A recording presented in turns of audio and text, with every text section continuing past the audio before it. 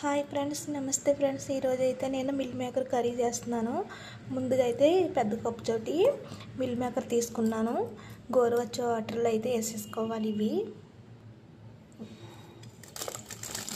ఒక 10 నిమిషాలు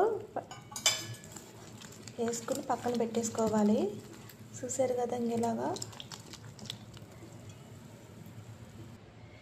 నేనైతే ఈ రెసిపీ ఎలా చేయాలో చూపిస్తాను పదండి. ముందుగా అయితే ఆయిల్ వేసేసుకున్నాను, సరిపడినంత ఆయిల్.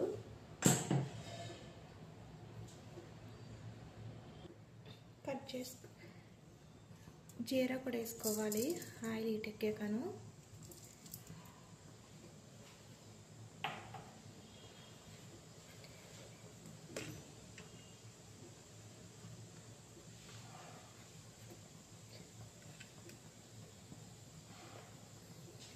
నేనైతే కట్ చేసుకున్న ఉల్లిగడ్డలు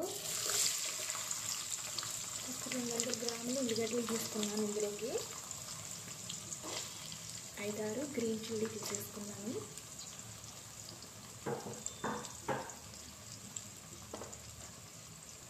తొందరగా వేగిపోతాకి ఉల్లిగడ్డల్లోకి కాస్తంత సాల్ట్ కూడా వేసుకోవాలి. సిమ్లో బట్టి మంచిగా రంగు వచ్చే వరకు వేయించుకోవాలి. ఇవన్నీ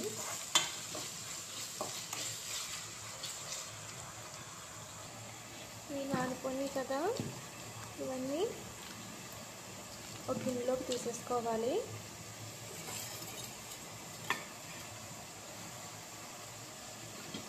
వాటర్ శుభ్రంగా పిండేసుకొని తీసుకోవాలి. చూసారు కదా ఎంత బాగా ఇలాగ చూసారు, పాంజీలాగా ఉంటుంది ఇది.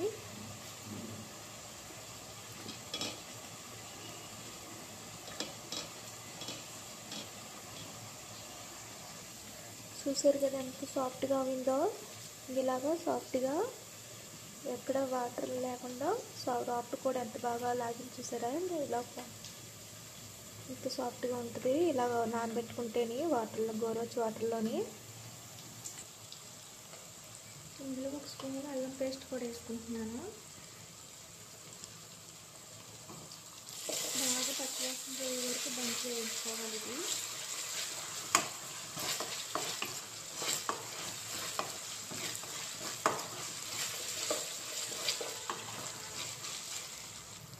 ఉల్లిగడ్డలు వేసుకొని కదా, ఈ మిల్ మేకర్ కూడా వేసేసుకుంటున్నాను.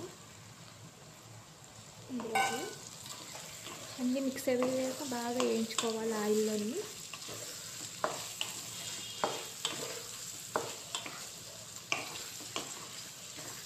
ఆల్రెడీ అల్లం పేస్ట్లోని పసుపు వేసుకున్నాం కదా, సరిపోతుంది.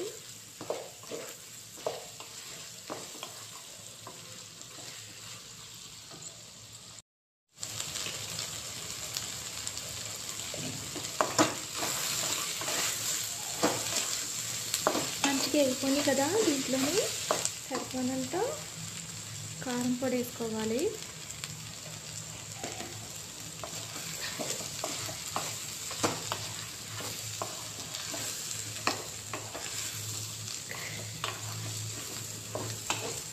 అంతా మిక్స్ అయ్యే వరకు బాగా వేయించుకోవాలి. ఇది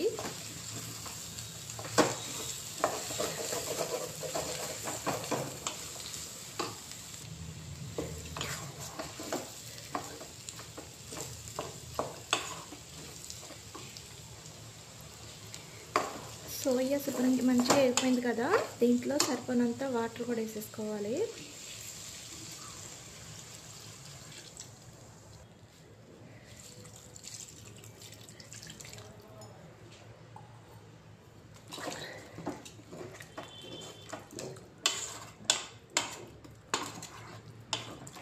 సిమ్లో పెట్టి బాగా ఉడకనివ్వాలి. ఎక్కువ ఫుల్గా పెడితే కర్రీ అయితే మాడిపోతాయి అడిగినా.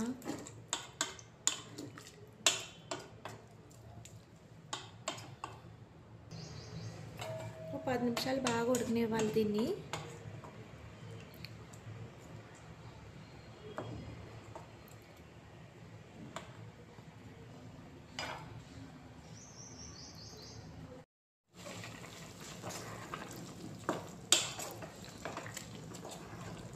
చూసారు కదా, ఇది ఇలాగ ఈ కర్రీ ఇంకా బాగా ఉడకనివ్వాలి, ఈ వాటర్ అంతా పోయే వరకుని.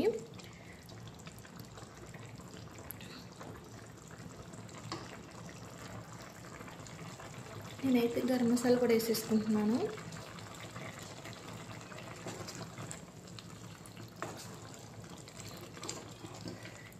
దింపే ముందు ఒక 5 నిమిషాల ముందు వేసుకోవాలి కర్రీని. దింపే ముందు వేసుకుంటే బాగుంటుంది. ఒక 5 నిమిషాలు బాగా ఉడకనివ్వాలి వేసాకను మసాలాని.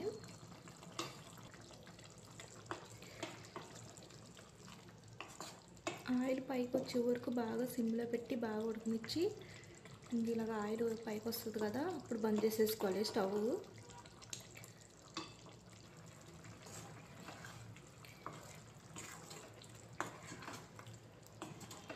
సో ఈ కర్రీ అయితే అయిపోయింది. స్టవ్ బంద్ చేసేసుకుంటున్నాను నేనైతే.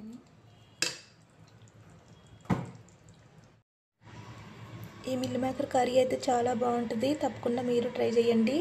రైస్లోకి, బిర్యానీలోకి, బగారాన్నంలోకి చాలా చాలా బాగుంటుంది. జొన్న రొట్టెల్లో కూడా చాలా బాగుంటుంది ఈ కర్రీ అయితేని. ఇలాగా సేమ్ మటన్ కర్రీలా ఉంటుంది ఇలా చేసుకుంటేని. మరీ మసాలా ఎక్కువ కాకుండా తక్కువ కాకుండా సమానంగా వేసుకోవాలి ఈ కర్రీకి అయితేని. చాలా సింపుల్గా చేసేసుకోవచ్చు ఈ కర్రీని. ఇలా చేసుకుంటే పిల్లలకైతే చాలా ఇష్టంగా తింటారు ఈ కర్రీని అయితేని, మిల్ మేకర్ కర్రీ అయితేని. బాయ్ అండి.